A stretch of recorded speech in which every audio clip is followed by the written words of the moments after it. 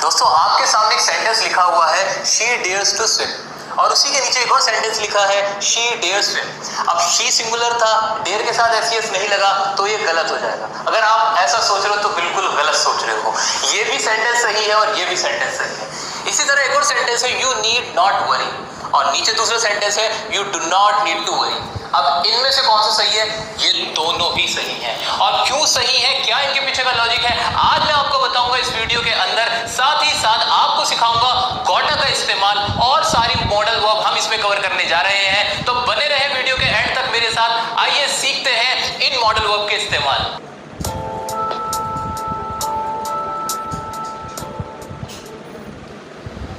दोस्तों डेयर के इस्तेमाल शुरू करने से पहले आपको बता दूं कि वीडियो के लास्ट में हम सीखने वाले हैं मॉडल्स को पास्ट में कैसे इस्तेमाल करते हैं। तो ध्यान से कंसंट्रेशन के साथ वीडियो में बने रहें। अभी देखते हैं डेयर का इस्तेमाल क्या होता है जी। भाई डेयर का इस्तेमाल होता है हिम्मत को दिखाने के लिए। अब हिम्मत किसी भी तरह की हो सकती है।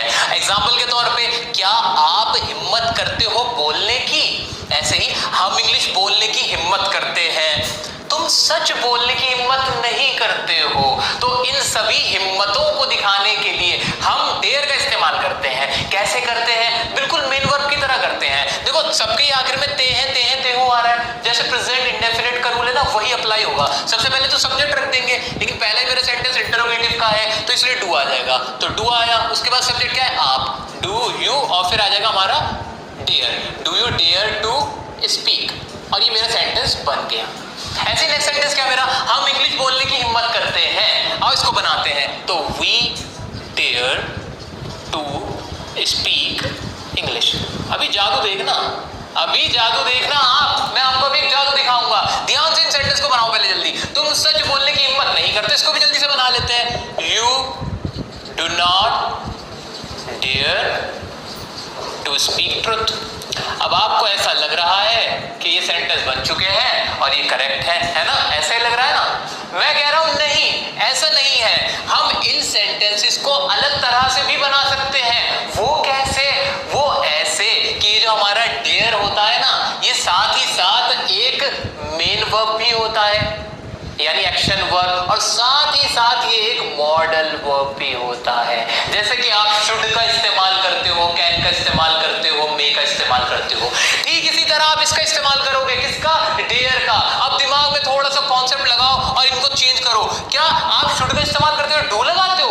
नहीं। कैन का इस्तेमाल करते हो डू लगाते हो? नहीं भाई नहीं। हम तो शुरू में ही डेयर लगा देते हैं, शुरू में ही शुड लगा देते हैं। वही यहाँ पे करना है। तो do you dare to speak की जगह क्या हो जाएगा? Dare you speak. सर इतना सेंटेंस ये पूरा हो गया? हाँ पूरा हो गया। क्या ये करेक्ट है? 101% करेक्ट है, इसमें कोई गलती नहीं है। ऐसे ही इस्तेमाल होता है। नेक्स्ट सेंटेंस क्या था? We dare to speak English. बनाओ इसको, we dare speak English. Sir speak से पहले टू नहीं आएगा? बिल्कुल नहीं आएगा। अगर आपको बार बार शक हो रहा है, बहुत परेशानी हो रही है, तो एक काम करना, यहाँ पे ना इस डेयर को हटा के शुड लिख के देखना, वी शुड स्पीक इंग्लिश। आपको दिक्कत आई? नहीं। अरे तो शुड और डेयर में भेदभाव कैसा?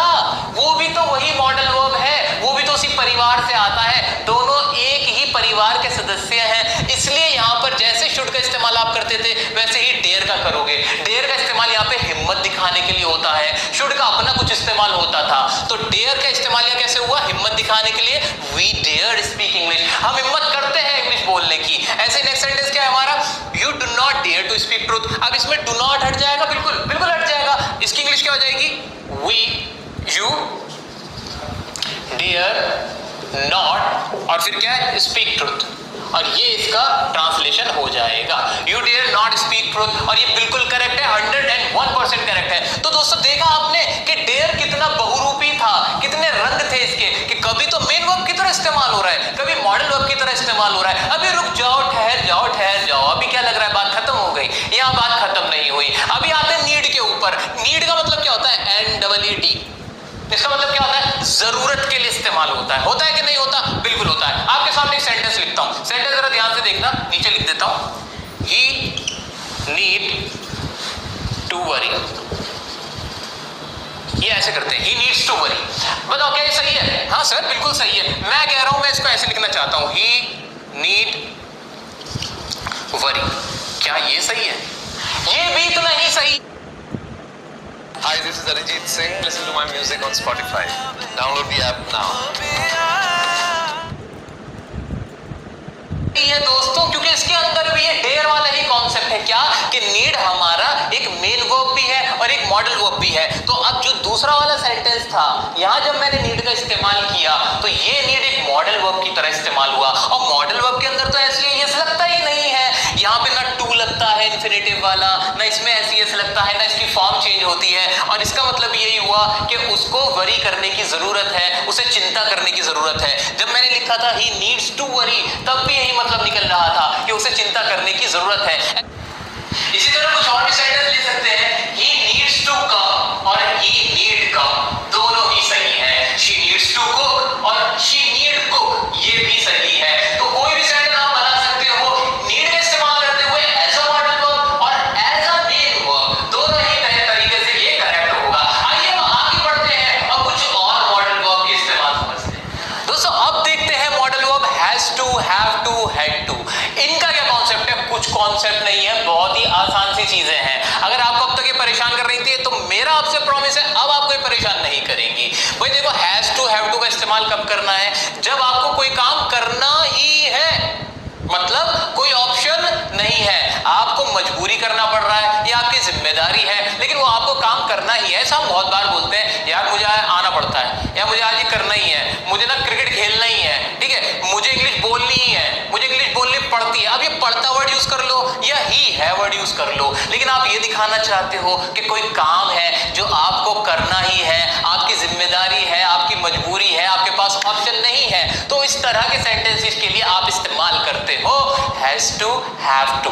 ठीक है जी, बिल्कुल क्लियर हो गया, बिल्कुल क्लियर हो गया। सर एग्जांपल दो ना, एग्जांपल दो तब हमें समझ में आएगा।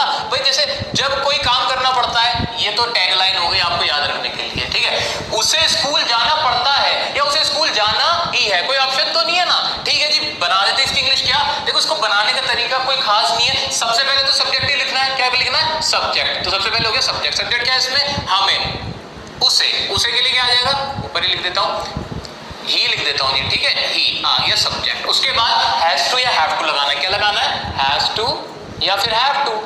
अब हैज टू किसके साथ, हैव टू किसके साथ? अरे दोस्तों आपने हमारी टेंसेस की वीडियो जरूर देखी होगी, नहीं देखी तो जल्दी आके देख लो ना, सारे टेंसेस क्लियर हो जाने हैं, वहां आपको पता चल जाएगा कि हैज किसके साथ आता है, हैव किसके साथ आता है। तो हैज टू सिंगुलर के साथ, हैव टू प्लूरल के साथ, आई के साथ भी हैव टू ही आएगा। तो ही सिंगुलर था तो क्या आ जाएगा, has to, he has to. और अब क्या आ जाएगी, मेन वर्ब। मेन वर्ब क्या है इसके अंदर, स्कूल जाना, जाना मेन वर्ब थी तो he has to go to school, बन गया सेंटेंस। हाँ बन गया, इतना ही आसान था दोस्तों ये। अच्छा सर एक बात बताओ, मस्ट का भी तो ऐसा इस्तेमाल होता था कि हमें काम करना ही चाहिए, एक तरह से ऑब्लिगेशन थी। जी हाँ दोस्तों, मस्ट का भी कुछ इस तरह से इस्तेमाल होता है, लेकिन मस्ट ना बहुत ज्यादा स्ट्रॉन्ग होता है in comparison to has to, have to. Has to, have to आपके नॉर्मल काम होते हैं जो आपको करने पड़ते हैं, मस्ट में आपको जिम्मेदारी दिलाई जाती है कि ये काम आपको करना ही चाहिए। तो ये डिफरेंस था मस्ट का हैज टू और हैव टू के बीच में, जो मैंने आपको अब क्लियर करा दिया है। आइए नेक्स्ट सेंटेंस देखते हैं। हमें इंग्लिश बोलनी पड़ती है, अब इसके लिए आ जाओ वी, मतलब अब कोई ऑप्शन नहीं है, बोलनी ही है।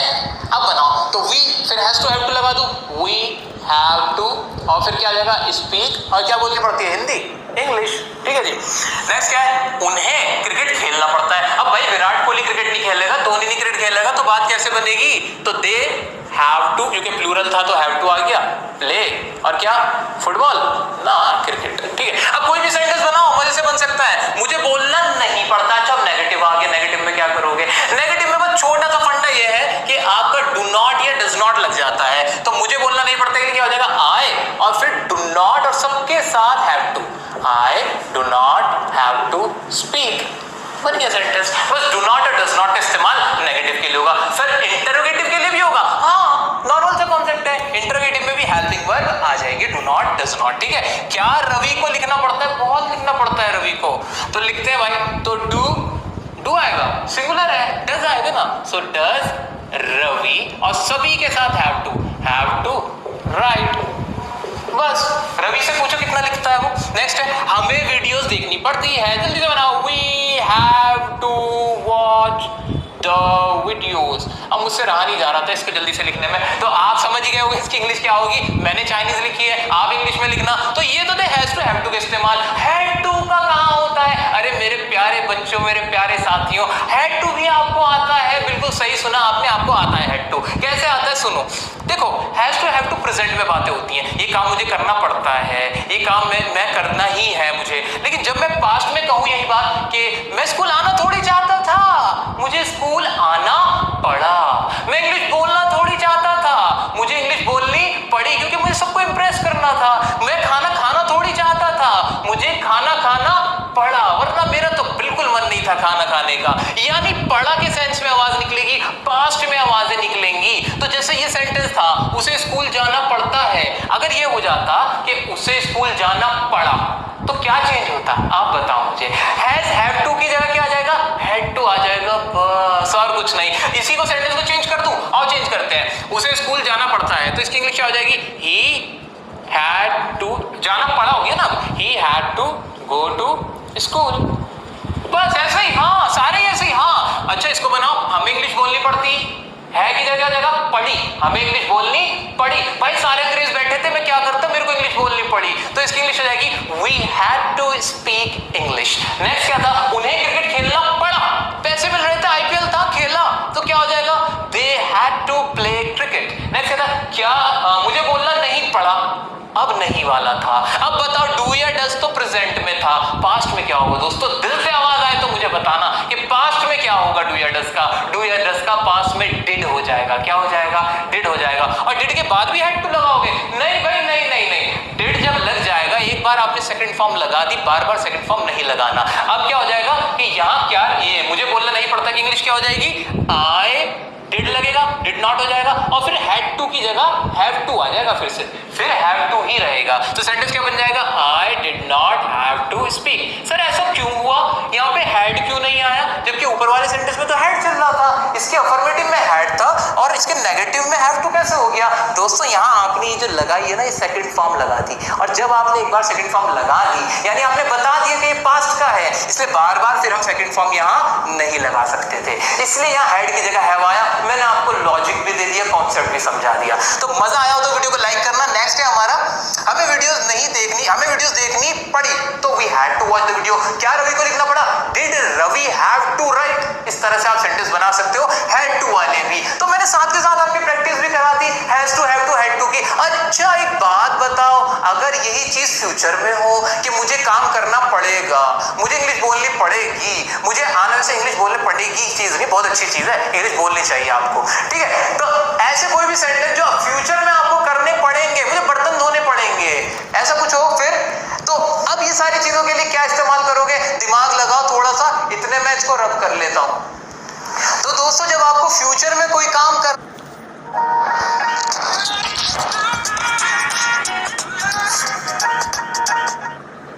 हर सामान सस्ता भी और 4 स्टेप क्वालिटी चेक भी। Amazon फ्रेश से ग्रोसरी लाओ, नहीं तो महंगा पड़ेगा।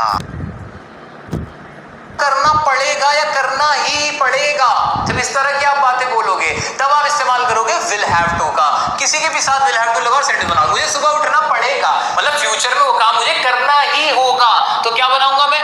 आई will have to wake up in the morning, और ये मैंने सेंटेंस बना दिया, ठीक है जी। अच्छा कोई मेरी राइटिंग के बारे में कुछ नहीं बोलेगा। नेक्स्ट सेंटेंस है तुम्हें करना ही होगा, तो क्या हो जाएगा? You will have to do. Next है हमारा उसे मिलना पड़ेगा, यानी फ्यूचर में कोई ऑप्शन ही नहीं है भाई, मिलना पड़ेगा तुम्हें, तो he will have to meet, बात ही खत्म। नेक्स्ट है हमें जीतना ही होगा, तो इसके भी क्या हो जाएगा? वी विल हैव टू क्या जी जीतना होगा, विल। अब कोई भी वर्ब आ जाए, किसी तरह का भी सेंटेंस आ जाए, अगर कोई ऐसी सिचुएशन हो आप आराम से बना सकते हो। अब सुनो एक बहुत इंपॉर्टेंट बात जो मैं आपको बताने वाला था, बात है इसकी, किसकी जी?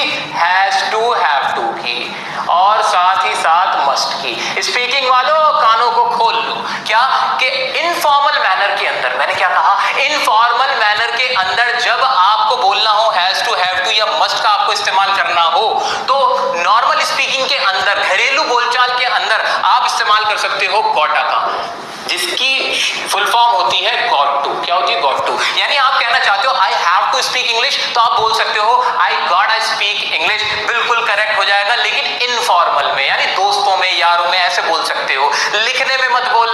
फॉर्मल मैनर में इंटरव्यू के अंदर मत बोलना, मैगजीन के अंदर कुछ लिख रहे हो उसमें मत बोलना, ठीक है जी। तो गॉटा का इस्तेमाल मैंने आपको बताया क्या, हैज टू, हैव टू और मस्ट की जगह आप इस्तेमाल कर सकते हो गॉट टू का, जिसे गॉटा बोला जाता है, और ये इस्तेमाल आपका रहता है इनफॉर्मल। दोस्तों अब आते हैं हमारे इस पॉइंट पे जहां मैं अब आपको बताऊंगा कि कैसे आप मॉडल्स का इस्तेमाल कर सकते हो पास्ट टेंस के अंदर। दोस्तों मॉडल्स के फर्स्ट पार्ट के अंदर मैंने आपको मॉडल्स का यूज समझाया था। आज मैं आपको बताता हूं कि मॉडल्स अगर पास्ट में इस्तेमाल किए गए हों तब कैसे उनकी इंग्लिश बनेगी। जैसे कि सेंटेंस आपके सामने लिखा है, हमें बोलना चाहिए था। नॉर्मली हम इंग्लिश क्या बोलते हैं, हमें बोलना चाहिए, ये तो हमने सीख लिया था, वी शुड स्पीक। लेकिन अब पास्ट की बात हुई है कि हमें बोलना चाहिए था, आज बैठ के पछता रहे हैं। तो जब आप ऐसे आज बैठ के पछताते हो कि ये काम हो सकता था, ये करना चाहिए था, मैं मिल सकता था, जा सकता था, तो उसकी इंग्लिश कैसे बनेगी ये सुनो। अलग अलग स्ट्रक्चर कोई बनाने की जरूरत नहीं है, एक यूनिवर्सल स्ट्रक्चर आपको आज देने जा रहा हूं, वो है ये। क्या, सबसे पहले तो सब्जेक्ट रख दो, उसके बाद जो भी मॉडल वर्ब इस्तेमाल हो रही है वो रखो, कैन, कुड, शुड, जो भी आप इस्तेमाल हो रही है वो रख दो। उसके बाद हैव लगाओ, मेन वर्ब की थर्ड फॉर्म हमेशा, और फिर ऑब्जेक्ट। इसको फॉलो कर लो, कभी भी दिक्कत नहीं आएगी पास्ट वालों के अंदर। अगर इसको अप्लाई करके देखते हैं, हमें बोलना चाहिए तो सब्जेक्ट क्या है, वी लिख दूं, बिल्कुल लिख दिया जी वी। ओके, उसके बाद मॉडल क्या है इसके अंदर, चाहिए, शुड लगा दूं, बिल्कुल वी शुड, और उसके बाद क्या है, हैव, वी शुड हैव, और क्या है जी, बोलना चाहिए था, स्पीक, स्पोक, स्पोकन। सेंटेंस बन गया आपका तैयार है, बिल्कुल correct, we should have spoken. आओ नेक्स्ट देखते हैं, तुम इंग्लिश बोल सकते थे, तो यू सब्जेक्ट है, और फिर मॉडल का कौन सा इस्तेमाल हो रहा है, कुड, यू कुड हैव, और क्या है जी, इंग्लिश बोल सकते थे, यू कुड हैव स्पोकन, क्या है, इंग्लिश। सेंटेंस बन गया। अरे सर कोई भी सेंटेंस बना सकते हो, यही रूल लगना है, बेसिक रूल यही है। नेक्स्ट क्या है, तुम्हें मुझे समझना चाहिए था। अब देखो चाहिए था वाला है, बनाओ ना इसको, तो यू, अब यू की जगह रमा आ जाए, शीतल आ जाए, अनुज आ जाए, अमर आ जाए, यू शुड हैव, और अंडरस्टैंड की third form, you should have understood me. Sentence बन गया तैयार। न्यूज़पेपर उठा के देख लो, किताबें उठा के देख लो, इस तरह के सेंटेंस आपको बहुत मिलेंगे दोस्तों, और यही वाला लॉजिक वहां लगा हुआ होगा। तो कभी भी मॉडल के साथ हैव और थर्ड फॉर्म देखो, समझ जाओ ये पास्ट में इस्तेमाल हो रहा है, इसके बाद चाहिए था, कर सकता था में निकलेगी। नेक्स्ट देखो, वह अंदर आ सकता था, तो he may have कम, कम केम कम। भाई बहुत सारे लोगों को तो यही डाउट है कि कम की थर्ड फॉर्म केम होती है, नहीं भाई, कम केम कम, थर्ड फॉर्म भी कम ही होती है लास्ट में, ठीक है। क्या हम मिल सकते थे, अरे अब इंटरोगेटिव तो क्या दिक्कत है, शुरू में लगाओ ना मॉडल, क्या हम मिल सकते थे, तो कुड वी हैव, अब मिलने की इंग्लिश क्या होती है, meet, met, met, third form हो गई, तो कुड वी हैव मैट। तो इस तरह से हमने देखा दोस्तों, बड़ी आसानी से हमने सेंटेंसेस बनाए। अब मुझे उम्मीद है कि अब इनके पास्ट टेंस वाले भी मॉडल आप आराम से कर पाओगे। तो अभी के लिए इतना ही, मिलते हैं हमारे नेक्स्ट वीडियो के अंदर। वीडियो कैसी लगी लाइक करके जरूर बताएं, कमेंट में अपनी क्वेरीज बताएं।